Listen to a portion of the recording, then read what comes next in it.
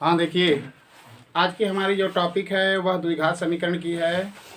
द्विघात समीकरण क्या होता है, उसका मानक रूप क्या होता है, द्विघात समीकरण के मूल क्या होते हैं, द्विघात समीकरण को कैसे हल किया जाता है और द्विघात समीकरण के मूल पता होने पर द्विघात समीकरण कैसे बनता है। यानी इस लेसन का पूरा टॉपिक जो है इस वीडियो में आपको पढ़ा दिया जाएगा।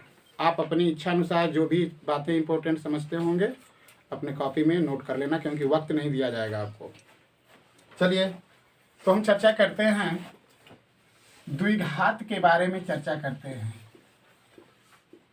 द्विघात ये दो चीजें हैं। इसमें देखिए, एक बोला गया है द्विघात और उसके साथ में आ गया है समीकरण। लेकिन सबसे पहले हम द्विघात को क्या कहते हैं। द्विघात का मतलब होता है कि ऐसा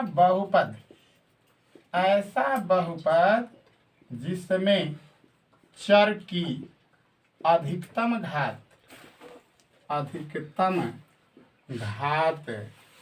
दो हो, द्विघात बहुपद कहलाता है। द्विघात बहुपद कहलाता है। पहली बात को समझें ध्यान से। हमारी टॉपिक है, पढ़ना है हमको द्विघात समीकरण, लेकिन हम सबसे पहले चर्चा किए हैं बहुपद की। बहुपद, और यह भी बहुपद ऐसा बहुपद जिसको हम द्विघात बहुपद कहते हैं, क्योंकि आपके फर्स्ट लेसन में सबसे पहला ही आपका पॉइंट है बहुपद।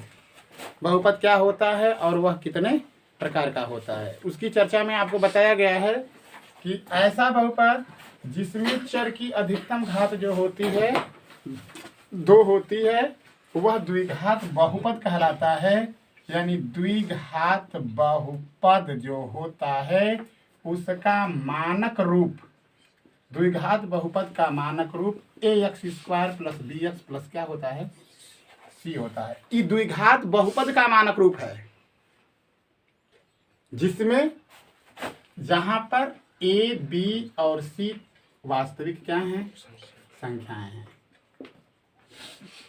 ये चीज हमने आपको बताया कि द्विघात बहुपद क्या होता है, ठीक है ना। अब हमें पढ़ना है कि द्विघात समीकरण क्या है। द्विघात समीकरण, तो इस द्विघात समीकरण का प्रोसेस आपको द्विघात बहुपद से ही समझना है।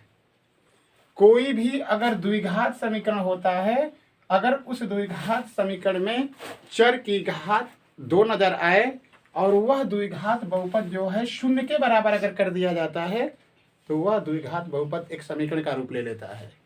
इस कंडीशन में द्विघात समीकरण के कहने का आशय कि ये जो हमारा द्विघात बहुपद है, अगर इस द्विघात बहुपद को अगर शून्य के बराबर कर देते हैं तो अब यह द्विघात बहुपद नहीं बल्कि द्विघात क्या कहलाएगा, समीकरण कहलाएगा। ठीक है। इसमें आपको ध्यान देना है कि कोई भी द्विघात समीकरण होता है उसमें द्विघात समीकरण के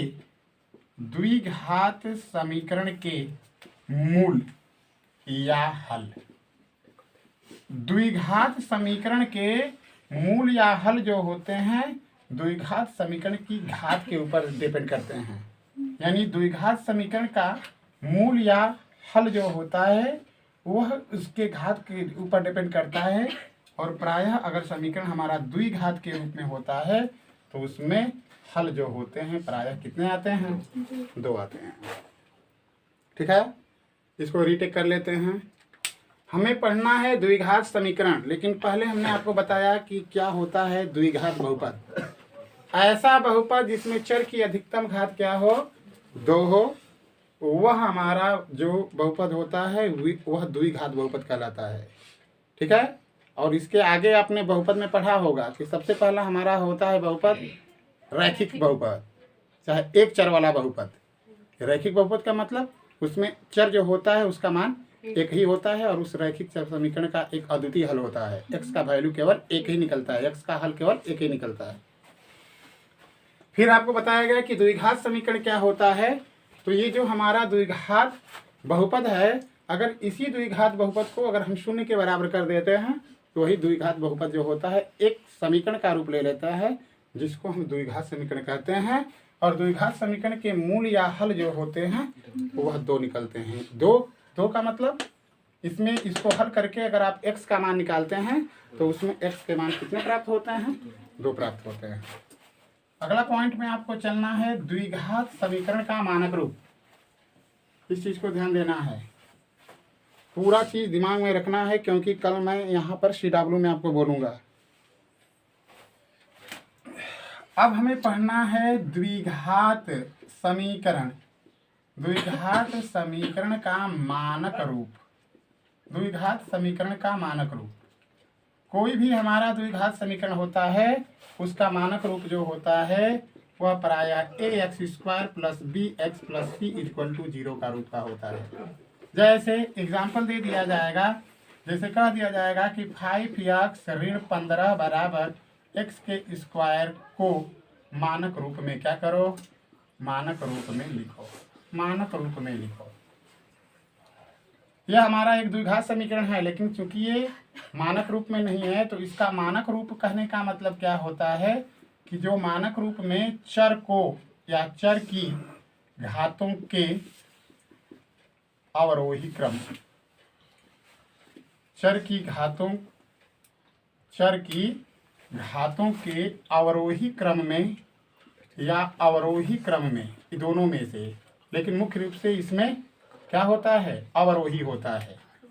आरोही और अवरोही दोनों में से कुछ भी हो सकता है, लेकिन मुख्य रूप से वरीयता किसको दी जाती है? अवरोही को। अवरोही क्रम में लिखा जाता है। इस बात को ध्यान देना है।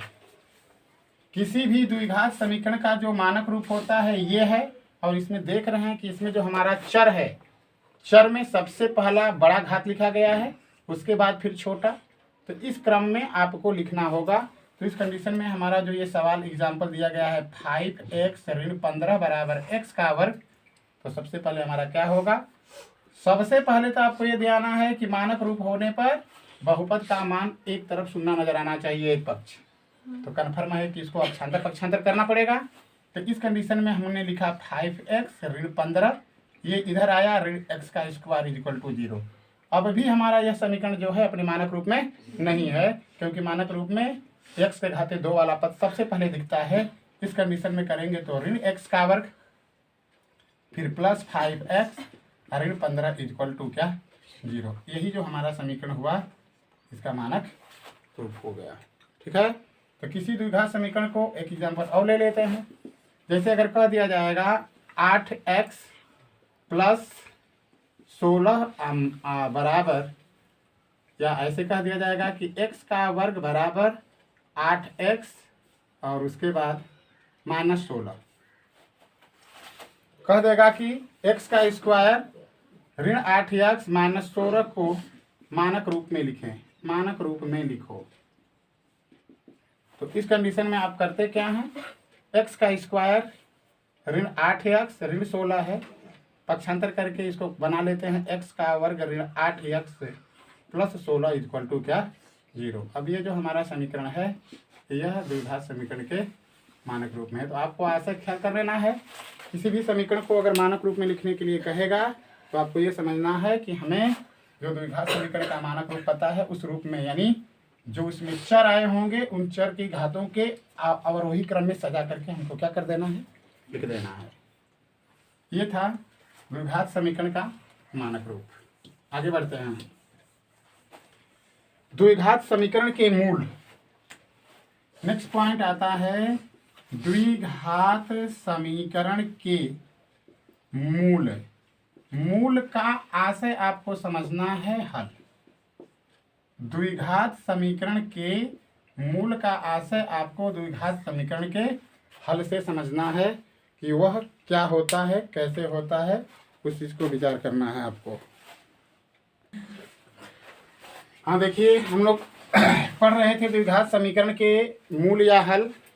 मूल या हल का मतलब ये होता है कि जो भी द्विघात समीकरण होता है उसमें आया हुआ जो चर होता है उस समीकरण को हल करने पर चर के मान कितने क्या निकलते हैं वही उस द्विघात समीकरण का हल माना जाता है। जैसे अगर कह दिया जाएगा कि 5x² ऋण 10x प्लस 5 इक्वल टू 0। ये हमारा एक द्विघात समीकरण हो गया। कह देगा कि इस द्विघात समीकरण के क्या मूल हो सकते हैं। तो इस कंडीशन में कह देगा एग्जाम्पल के रूप में कि ये जो द्विघात समीकरण दिया गया है कि मूल क्या कीजिए, ज्ञात कीजिए। तो इस कंडीशन में क्या करना होता है, किसी भी द्विघात समीकरण को हल करने के प्रोसेस में आपको बताया जाएगा। कोई भी द्विघात समीकरण होता है उसको हल करने की 3 विधियां हैं, तीनों विधि आज आपको बतला दिया जाएगा। यानी ये पूरा लेसन कंप्लीटली रिवाइज कर दिया जाएगा आपको। कल हो सकता है कि यहीं पर सवाल बोलें और आपकी कापी देखें। ये द्विघात समीकरण का अगर हमें मूल पता करना है तो इसमें करते क्या है कि 5x का स्क्वायर ऋण 10x प्लस 5 इक्वल टू 0 कर लेते हैं। और ये जो हमारा द्विघात बहुपद दिया हुआ है या द्विघात समीकरण दिया हुआ है, इसको गुणनखंड विधि से हल करेंगे। बाह्य पद का गुणा करते हैं तो 5 पचे 25 हो गया, धन 25 हो गया। बीच वाले संख्या को गुणनखंड विधि से हल करके हल कर लेंगे। यानी 5x का स्क्वायर, इस 10x को 2 पार्ट में अगर तोड़ते हैं तो ऋण 5x और ऋण 5x मिलता है और ये प्लस 5 हो जाता है इक्वल टू क्या हुआ 0।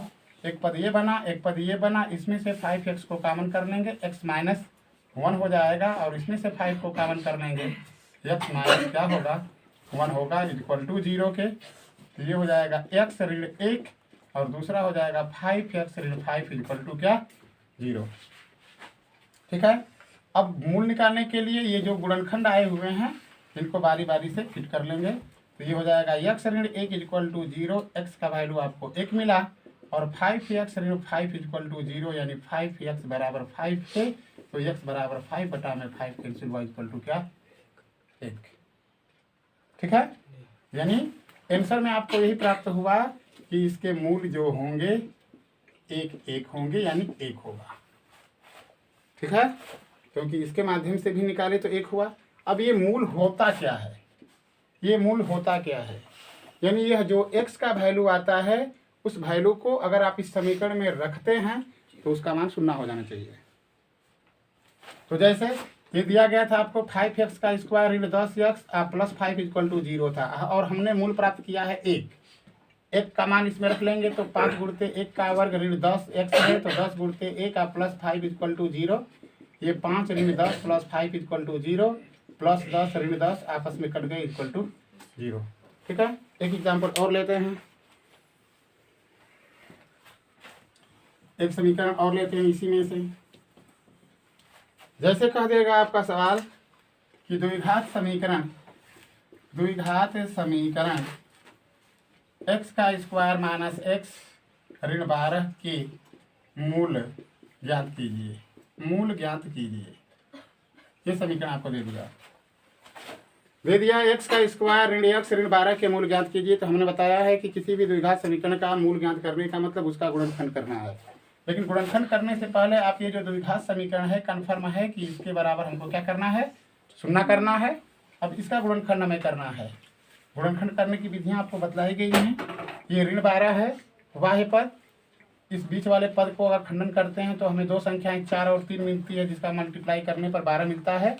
लेकिन अब इसमें ये देखना है कि किसको ऋण रखना है किसको धन रखना है। तो जो बीच वाला चिन्ह होता है उसी चीज़ को बड़ी संख्या का चिन्ह रखते हैं, बाकी को अपोजिट कर देते हैं। यानी कुल मिला जुला करके हमारा हुआ x का वर्ग ऋण 4x प्लस 3x ऋण 12 इक्वल टू 0 के। एक पद ये बना, एक पद ये हुआ, x कॉमन कर लिया, x माइनस 4 प्लस 3 कॉमन कर लिया, x minus 4 equal to 0। x minus 4 और दूसरे कोष्टक में हो जाएगा आपका x प्लस 3 इक्वल टू 0 के। इस कंडीशन में क्या बना, ये हमारे गुणनखंड है। अब आगे कर लेते हैं। इसका मतलब x ऋण 4 इक्वल टू 0 करेंगे तो x का मान आपको 4 मिलेगा और x प्लस 3 इक्वल टू 0 करके करेंगे तो x का मान आपको माइनस 3 मिलेगा। तो कन्फर्म है कि इस समीकरण के मूल जो होंगे 4 और माइनस 3 होंगे। जांच करने के लिए वही काम किया जाता है, जांच कि जो हमारा मूल आया है क्या वास्तव में इस द्विघात समीकरण को संतुष्ट करता है। तो इस कंडीशन में वही कर लेंगे, मान रख लेंगे। x का स्क्वायर ऋण x ऋण 12 है। अगर इसमें अगर हम x बराबर अगर 4 रखते हैं, मैं x बराबर 4 रखने पर तो इस कंडीशन में ये 4 का वर्ग हो जाएगा, ऋण 4 हो जाएगा और ऋण 12 हो जाएगा। आगे जब करते हैं तो 4 चौके 16 ऋण 4 ऋण 12 हो जाएगा। ये 16 ऋण 16 हो गया, आपस में कट गया इक्वल टू 0। इसका मतलब ये जो चर आया है, चर का मान आया है, यानी जो हल आया है वो क्या है, सही है। उसी तरीके से इसको भी मान रख करके कर लेंगे। जैसे ये दिया है एक्स का स्क्वायर ऋण एक्स ऋण 12, ठीक है, इसमें रख लेंगे कि एक्स बराबर -3 रखने पर तो ये हो जाएगा ऋण 3 का वर्ग ऋण ऋण 3 और ऋण 12। आगे बढ़ते हैं तो 3 3 के 9 हो जाएगा और प्लस 3 हो जाएगा, ऋण 12 हो जाएगा, 9 और 3 12 हुआ, ऋण 12 हुआ, आपस में कैंसिल हो जाएगा, इक्वल टू क्या 0, ठीक है। तो किसी भी द्विघात समीकरण का मूल पता करने का मतलब उस द्विघात समीकरण का क्या कर लेना, हल ज्ञात कर लेना। आगे बढ़ते हैं, आगे देखते हैं। जैसे आगे आपको पता करना है, नेक्स्ट टॉपिक में आपको बताया जाएगा कि जांच कीजिए कि दिए गए चर के मान द्विघात समीकरण के, यानी जांच करना है, जांच कीजिए कि दिए गए चर के मान द्विघात समीकरण के हल हैं या नहीं। एग्जाम्पल के तौर पर जैसे मैं लिख दे रहा हूं, जैसे कह दिया जाएगा कि द्विघात समीकरण x का वर्ग प्लस 3x और -10 कह दिया, x का स्क्वायर प्लस 3x -10 बराबर 0 में x बराबर 2 और x बराबर 5 समीकरण के हल हैं या नहीं। कहने का आशय ये है, आपको यह एक द्विघात समीकरण दे दिया है और कह देगा कि क्या इस द्विघात समीकरण का हल x का यह जो दिया हुआ मान है क्या ये है या नहीं है, ठीक है ना। तो इस कंडीशन में आपको ध्यान देना होगा। इसका 2 तरीका है, या तो इसको गुणनखंड कर लेना, तो गुणनखंड में अगर इनमें से कोई एक आ गया तो उसमें से है, अन्यथा नहीं है। और दूसरा तरीका क्या होता है, मान रखना, x का स्क्वायर प्लस 3x ऋण 10 में x बराबर क्या रखते हैं, 2 रखेंगे, क्योंकि इधर पक्ष में ये दिया हुआ x का मान रखने पर वह दायां पक्ष के बराबर हो जाना चाहिए। तो इसका मतलब x का स्क्वायर प्लस 3x -10 में x बराबर 2 रखे हैं, तो इसका मतलब ये 2 का वर्ग हो जाएगा, प्लस 3 गुणते 2 -10 हो जाएगा। आगे बढ़ते हैं तो 2 दूना के 4 धन 6 ऋण 10 ऋण धन 4 धन 6 मिलकर के धन 10 और ऋण 10 आपस में क्या हुआ, कट गया 0। अतः x बराबर 2 समीकरण का हल है, ठीक है। आगे बढ़ते हैं, इसको पता करते हैं। x का स्क्वायर प्लस 3x और ऋण 10 बराबर 0 में लिखेंगे कि बाएं पक्ष में x बराबर क्या रखने पर, 5 रखने पर ये हो जाएगा x का स्क्वायर प्लस 3x -10 रखें, 5 का वर्ग ऋण धन 3 गुणते 5 और ऋण 10। आगे बढ़ते हैं तो 5 बचे 25 और धन 5 3 क्या हो गया 15 और ऋण 10, इसको जोड़ते हैं 40 ऋण 10 बच गया क्या 21। इसका मतलब इसके बराबर 0 नहीं हो रहा है, अतः x बराबर 5 जो है समीकरण का हल नहीं है। बात समझ रहे हैं, तो ख्याल कर लेना है, कोई द्विघात समीकरण दे देगा, उसमें x का मान देगा और आपको सबसे पूछेगा कि क्या वह x के दिए हुए मान उस द्विघात समीकरण के मूल हैं या नहीं। तो तरीका ये है। दूसरा तरीका क्या है, जैसे एक सवाल इसी तरीके से दे देगा, लेकिन उसमें कह देगा कि द्विघात समीकरण का कह देगा, जैसे एक एग्जांपल और ले लेते हैं। जैसे कह दे देगा कि द्विघात समीकरण 4x का स्क्वायर -4x और +1 बराबर 0 के हल x बराबर 3 तथा x बराबर 2 में कौन है और कौन नहीं है। यानी एक द्विघात समीकरण आपको दे दिया गया और आपसे ये पूछा गया कि x बराबर जो 3 और x बराबर 2 दिया गया है, क्या वह इस द्विघात समीकरण के हल हैं या नहीं, उसको पता करना। तो एक तो विधि आपको आप पहले बताए क्या करना है। डायरेक्टली हमें इस x का वैल्यू इस बाएं पक्ष में रखना है। अगर इस बाएं पक्ष में रखने के बाद वो दाएं पक्ष के बराबर हो जा रहा है अर्थात 0 हो जा रहा है तो वह उसका मूल है, अन्यथा नहीं है। दूसरा तरीका क्या है, हमने आपसे कहा कि ये जो दिया गया है 4x का square in 4x plus 1 equal to 0, सीधे इसका हम गुणनखंड कर लेते हैं। गुणनखंड करते हैं तो y पद का मल्टीप्लाई करते हैं तो +4 हो गया। बीच वाली संख्या को तोड़ते हैं तो x का square -2x plus 1 equal to कितना के 0 के, क्योंकि ऋण 2 मिलेगा तो ऋण 4 होगा और इन दोनों का मल्टीप्लाई करेंगे तो y पदों के गुणनफल के बराबर होगा ना। अब एक पद ये होगा, एक पद ये हुआ, इसमें से 2x को कॉमन कर लेंगे, 2x ऋण 1 हो जाएगा, ऋण 1 को कॉमन कर लेंगे, 2x ऋण 1 हो गया इक्वल टू 0। तो इसका मतलब 2x ऋण 1 एक कोष्टक में, दूसरे कोष्टक में 2x ऋण 1 इक्वल टू 0। अब आगे जब बढ़ेंगे तो ये दोनों पद सेम आए हुए हैं तो इसलिए 2x ऋण 1 इक्वल टू 0 के, तो ये हो जाएगा आपका 2x इक्वल टू 1 के, तो x बराबर 1 क्या, ठीक है। अतः x बराबर 3 या x बराबर 2 समीकरण के हल नहीं है। हो गया, आगे बढ़ते हैं।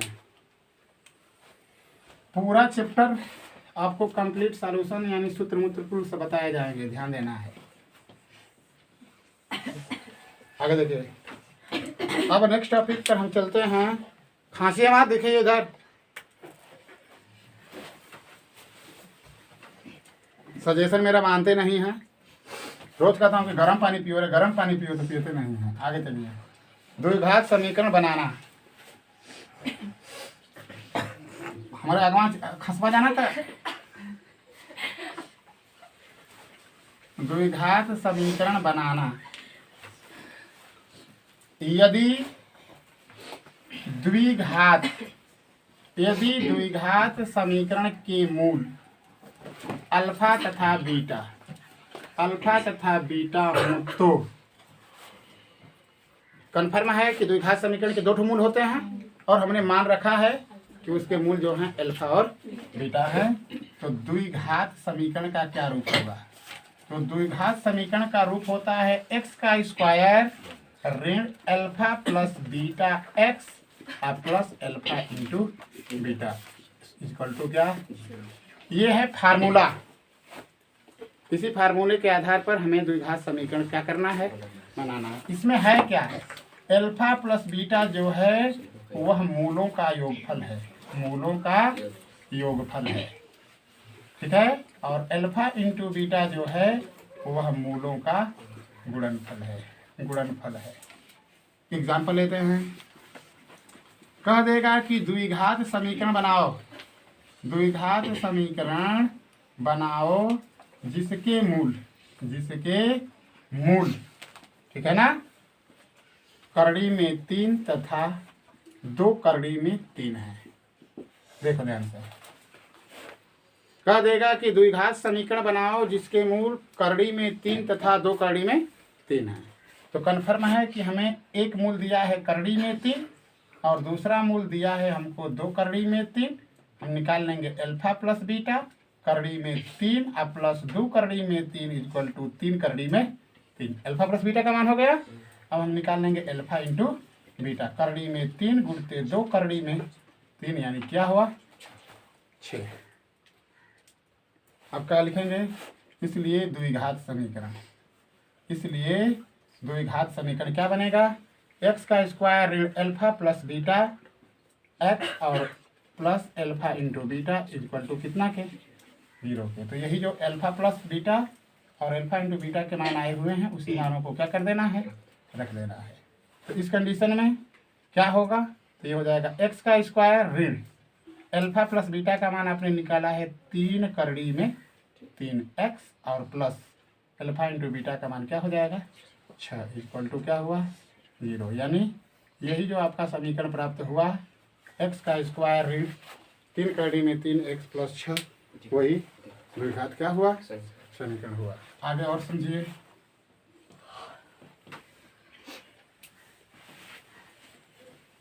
इसमें कुछ भी देगा, किसी तरीके से देगा, उसको हमें घटाना नहीं है, उसको अपने सिस्टम से लगाना है। लेकिन जिसको जोड़ गुणा घटाना नहीं आएगा तो वो क्या करेगा, उसको दे देंगे।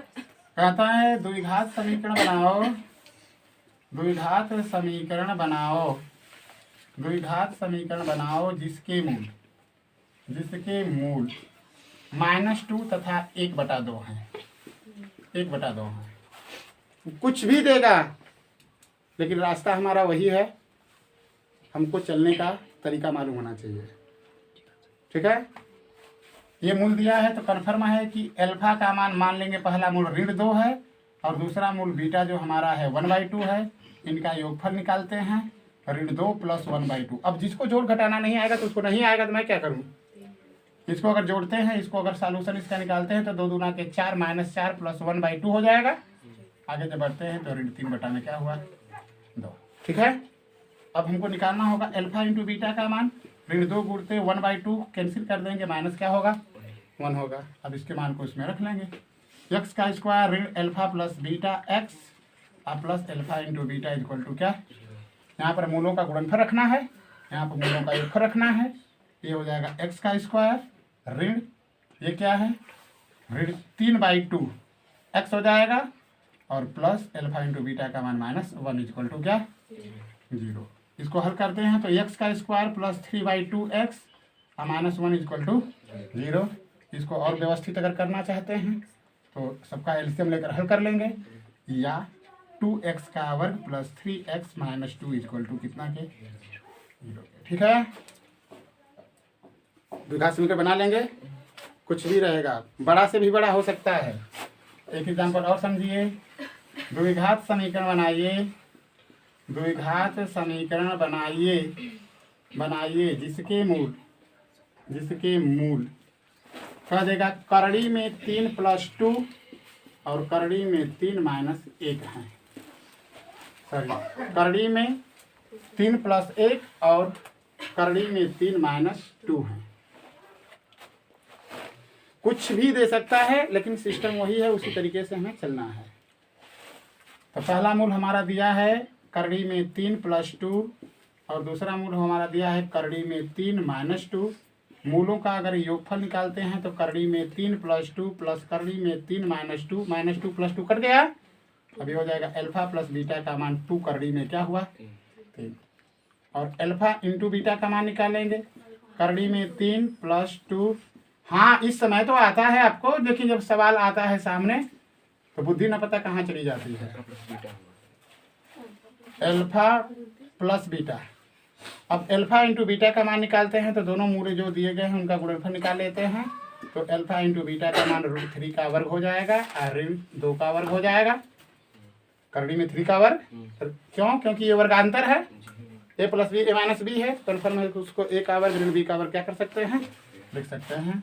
तो इसका मतलब ये 3 हो गया, ये ऋण 4 हो गया, माइनस क्या हुआ, अल्फा इंटू बीटा का मान ये हुआ। इसलिए समीकरण क्या बना, x का स्क्वायर ऋण alpha plus beta x plus alpha into क्या, बीटा इक्वल टू कितना के, 0 के। x का स्क्वायर ऋण अल्फा प्लस बीटा का मान निकाल रखे हैं, ये हो जाएगा 2 करड़ी में 3 x हो जाएगा और प्लस -1 इक्वल टू क्या, 0। x का स्क्वायर ऋण 2 करड़ी में 3, 2 करड़ी में 3x -1 इक्वल टू क्या हुआ, 0 हुआ। यही आपका द्विघात समीकरण है। ठीक है, कुछ भी किया जा सकता है। ठीक है, अभी भी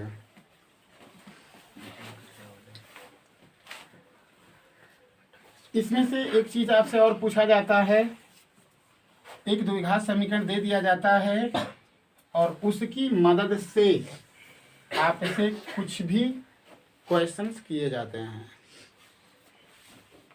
कुछ भी क्वेश्चंस किए जाते हैं का मतलब क्या किए जाते हैं, जैसे कह देगा, ये बहुत ही इम्पोर्टेंट सवाल अब बताने जा रहे हैं, इसको दिमाग में रखना है अपने। कह देगा कि यदि ax² + bx + c = 0 के मूल, जिसको बोर्ड दिखाई नहीं दे रहा है, सामने आ जाएगा, अब इसे खा सकते हो, उधर पीठ पर हमारे मत देखो, इधर देखो। कह रहा है कि यदि ax² + b एक्स प्लस सी के मूल अगर अल्फा तथा बीटा हो तो निम्न के मान ज्ञात करें। तो निम्न के मान ज्ञात करें। ध्यान दीजिए, इसमें आपसे कुछ भी पूछेगा। जैसे पूछ सकता है आपको कि अल्फा बटा में बीटा प्लस बीटा बटा में अल्फा का मान बताएं, या आपसे पूछ सकता है कि अल्फा का क्यूब प्लस बीटा के क्यूब का मान ज्ञात करें, या आपसे पूछ सकता है कि अल्फा का वर्ग बटा में बीटा प्लस बीटा का वर्ग बटा में अल्फा का मान ज्ञात करें। ठीक है, या कुछ भी कह सकता है कि अल्फा का वर्ग प्लस बीटा का वर्ग प्लस अल्फा इंटू बीटा का मान क्या करें, ज्ञात करें। समझ रहा है, मतलब कुछ भी पूछ सकता है। इसी की मदद से इन सब का मान हमें क्या करना है, निकालना है। तो आते हैं बारी बारी इन चीज़ों को देखते हैं। सबसे पहले हम अपने क्वेश्चन पे जाते हैं, तो इस चीज़ को ऊपर कर लेते हैं ताकि आपको समझाया जा सके। अल्फा का क्यूब प्लस बीटा का क्यूब। तीसरा चीज़ हमसे पूछा है अल्फा का वर्ग बटा में बीटा प्लस बीटा का वर्ग बटा में अल्फा। चौथा चीज़ आपसे पूछा जा रहा है अल्फा का वर्ग प्लस बीटा का वर्ग प्लस अल्फा इंटू क्या।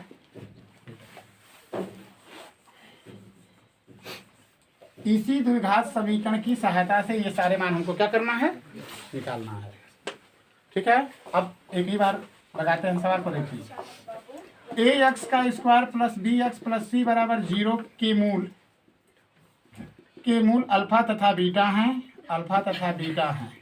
तो सबसे पहला काम क्या होगा आपको, पहले हमको मूलों का योगफल और मूलों का गुणनफल इस द्विघात समीकरण से निकाल लेना होगा। तो मूलों का योगफल का सूत्र होता है -b/a और मूलों का गुणनफल का सूत्र होता है c/a। ये फार्मूला है।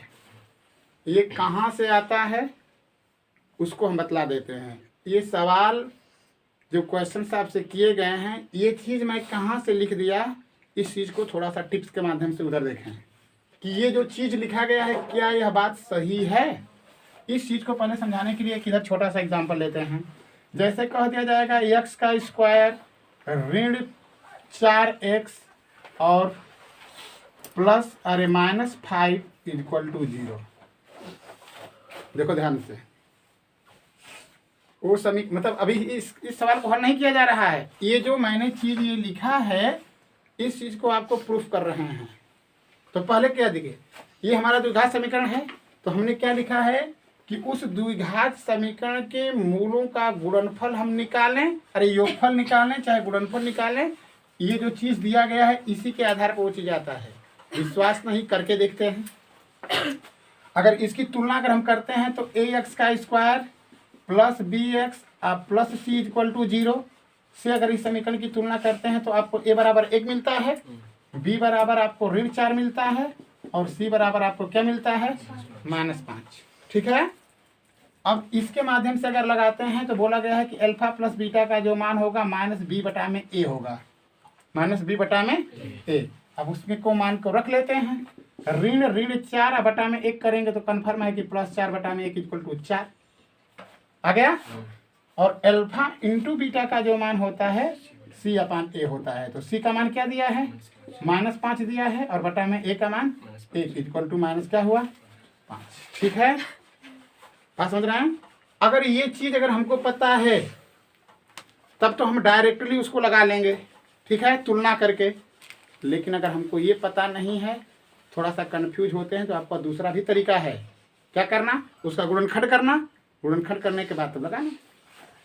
एक तो सिस्टम ये आएगा ना, तो आपको दिमाग में रखना है कि इसमें अल्फा प्लस बीटा का मान 4 आया और अल्फा इंटू बीटा का मान क्या आया, -5 आया। अब देखो इस चीज़ को हम इस तरह ना लगा करके हम इसका गुणनखंड के माध्यम से पता करते हैं। तो देखो x का स्क्वायर -5x प्लस x -5 = 0। बोलो, ये ऋण 4 है, ठीक है ना, और ये 5 है। तो हमने इसको 2 पद में किया तो ऋण 5 और धन 1 होगा ना। अरे भैया इसको जोड़ेंगे तो -4 मिलेगा, गुणा करने पर ऋण 5 होगा। फिर आगे क्या करेंगे, इसका गुणनखंड कर लेते हैं। गुणनखंड जब किया गया तो x कामन किया गया तो x माइनस 5 बचा, प्लस 1 कामन किया गया तो x माइनस 5 इक्वल टू क्या है 0। तो x माइनस 5 और x प्लस 1 इक्वल टू क्या हुआ 0। जब x माइनस 5 इक्वल टू 0 का मतलब x बराबर 5 और x प्लस 1 बराबर 0 का मतलब x बराबर माइनस 1। और यही आपके क्या होंगे, यही तो आपके मूल हुए ना, मूल का मतलब हल हुआ।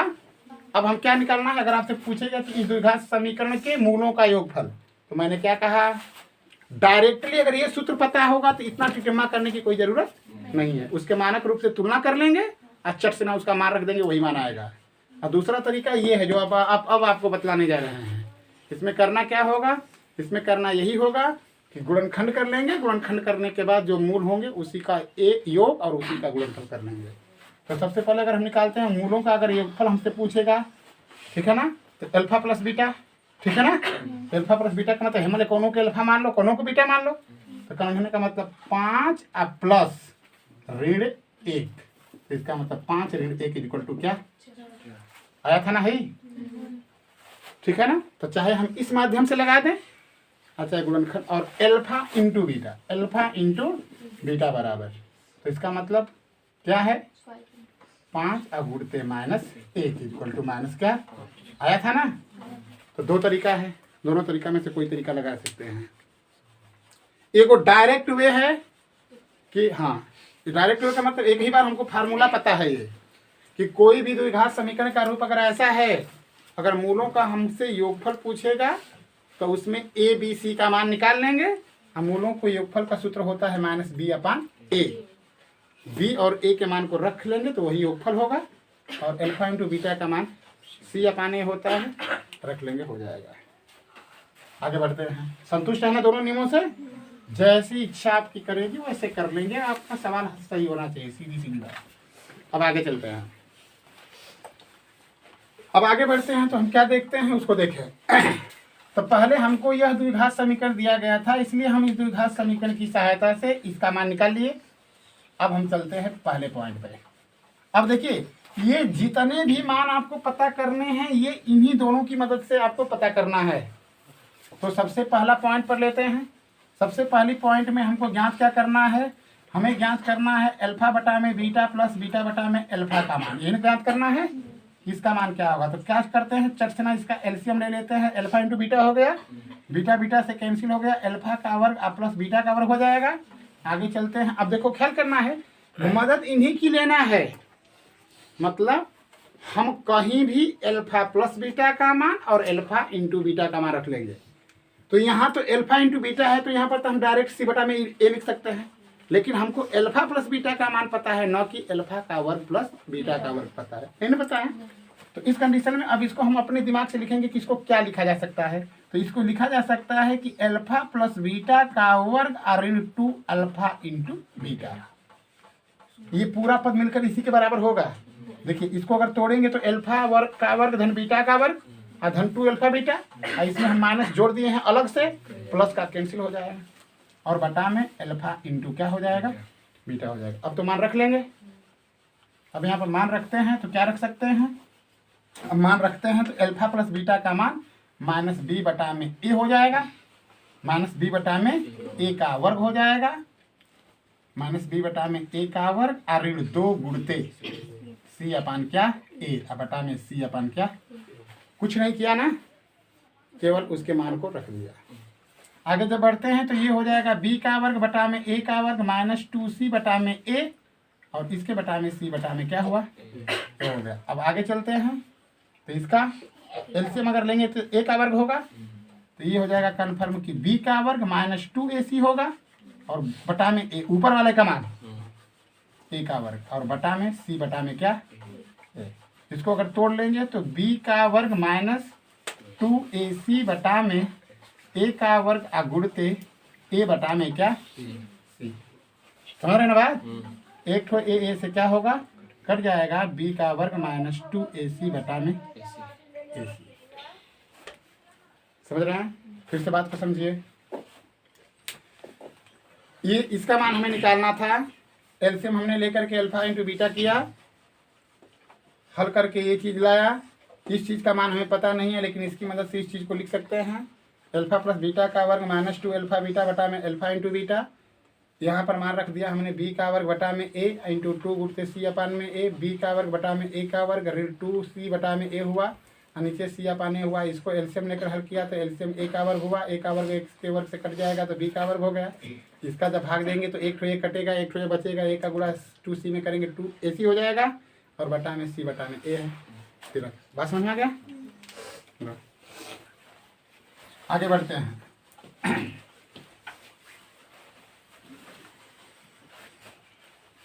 अब आगे देखिए दूसरा जो चीज़ है उसमें उसको हमें निकालना है।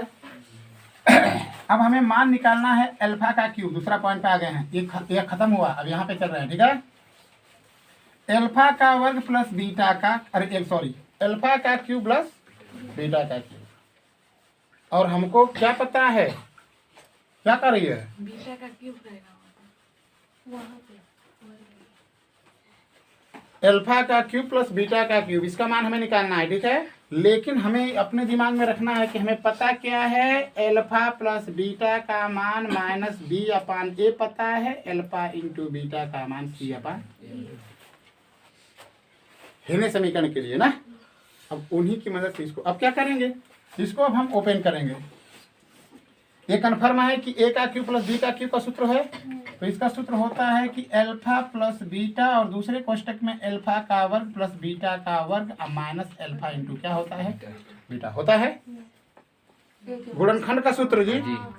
आगे बढ़ते हैं, अब क्या करते हैं, अल्फा प्लस बीटा के जगह पर अल्फा प्लस बीटा का मान रख सकते हैं, अल्फा इंटू बीटा के स्थान पर अल्फा इंटू बीटा का मान रख सकते हैं, लेकिन इसके जगह पर कुछ नहीं रख सकते हैं। अब उसको ओपन कर लेंगे, अरे उसको तोड़ लेंगे, अल्फा प्लस बीटा का वर्ग, फिर वही काम करेंगे जो वहां पर किए थे। तो क्या करेंगे, अल्फा प्लस बीटा का वर्ग माइनस 2 अल्फा इंटू, अब ये पूरा पद मिलकर के इसके बराबर हुआ और ये अलग से तो है, ये है अल्फा इंटू बीटा।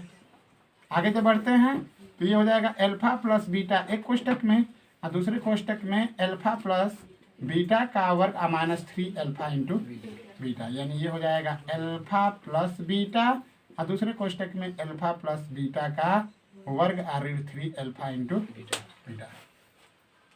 अब मान को रख लेंगे, मान को रखते हैं तो माइनस बी अपान ए हो गया, अल्फा प्लस बीटा का मान। आगे जब चलते हैं तो ये हो जाएगा बी बटा में ए का वर्ग और ऋण 3 गुणते सी बाई ए। तो ऋण बी बटा में ए और इसको हल करते हैं तो बी का वर्ग बटा में ए का वर्ग माइनस 3c बटा में ए के। अब आगे चलते हैं, ये दिख रहा है नीचे जी इधर, माइनस बी बटा में ए और कोष्टक के अंदर इसका एलसीएम होगा ए का वर्ग और ये हो जाएगा आपका बी का वर्ग माइनस 3ac होगा। चट से ना गुणा कर लेंगे, गुणा जब गुणा करते हैं तो क्या मिलता है, देखिए ऋण बी का गुणा बी के वर्ग में करेंगे, ऋण बी का पावर 3 हो गया और इस ऋण बी का गुणा जब इसमें करेंगे तो ये हो जाएगा प्लस 3abc होगा और बटा में ए का घाते क्यूब। यही इसका क्या हो गया, आंसर हो गया। ठीक है, आगे बढ़ते हैं।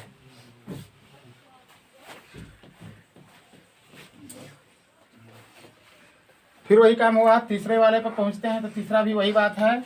तीसरा चीज में क्या आपको दिया गया है, तीसरा चीज में दिया गया है अल्फा का वर्ग बटा में बीटा प्लस बीटा का वर्ग बटा में अल्फा, हल करते हैं तो अल्फा का क्यूब प्लस बीटा का क्यूब और बटा में अल्फा इंटू बीटा। ठीक है, पूरा टिटिमा वही करना होगा जो यहाँ पर किए थे ना।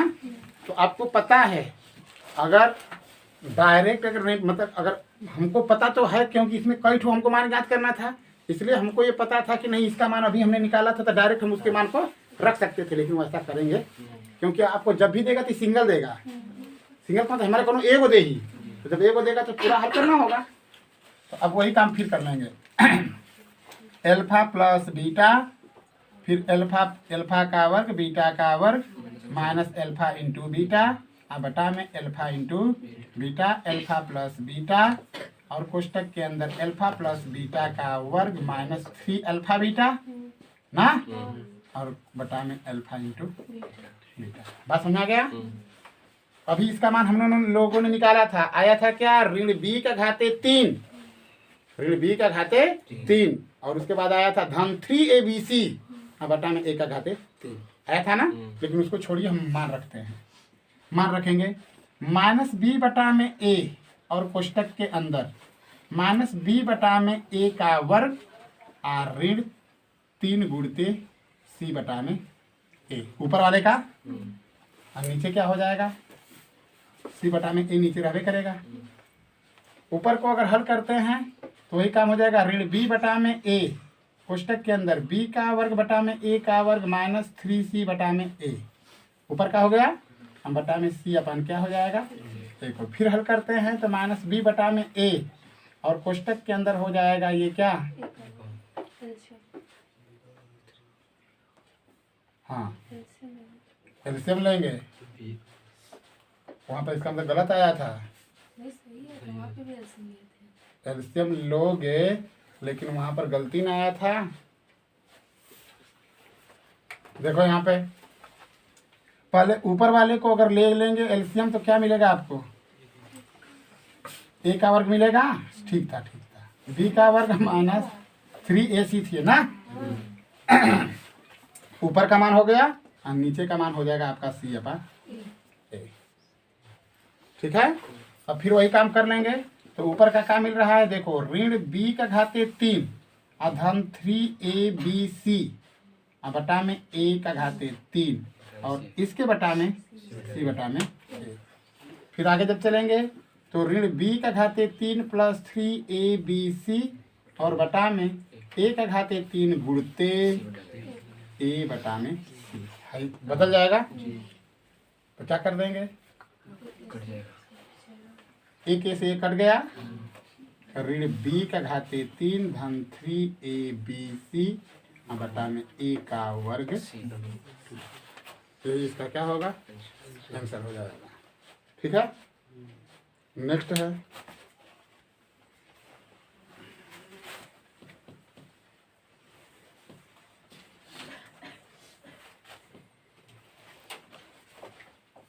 अगला हमको निकालना है चौथा सवाल है आपका, एल्फा का वर्ग प्लस बीटा का वर्ग प्लस एल्फा इंटू बीटा का मान ज्ञात करना है। कन्फर्म है कि इसको एल्फा प्लस बीटा का वर्ग करेंगे और इंटू एल्फा इंटू बीटा लिखेंगे, है ना खातिन हो। इधर नहीं देखेंगे, एल्फा का वर्ग प्लस बीटा का वर्ग, इसके स्थान पर आप लिख सकते हैं एल्फा प्लस बीटा का वर्ग और माइनस 2 एल्फा। ये पूरा मिलके हेकर बरोबर खाली है, क्योंकि इसका जो प्लस 2 एल्फा बीटा होगा इस माइनस वाला से कट जाएगा, लेकिन इसके आगे तो एल्फा इंटू बीटा है ना पहले से सवाल में। अब आगे चलते हैं तो एल्फा प्लस बीटा का वर्ग ऋण एल्फा इंटू बीटा, इसको हल करेंगे तो एल्फा इंटू बीटा होगा, मान रख लेंगे, वहाँ पर मान था माइनस बी बटा में ए, माइनस बी बटा में ए का वर्ग और सी बटा में ए। आगे चलेंगे तो बी का वर्ग बटा में ए का वर्ग माइनस सी बटा में ए, एलसीएम ले लेंगे, ए का वर्ग बी का वर्ग माइनस ए सी माइनस ए सी बटा में ए का वर्ग हो गया। अब नेक्स्ट टॉपिक कर लेंगे ना, अगला ये अभी आपका आधा चीजें हुई, आधा के आगे फिर आधा के आगे फिर आधा।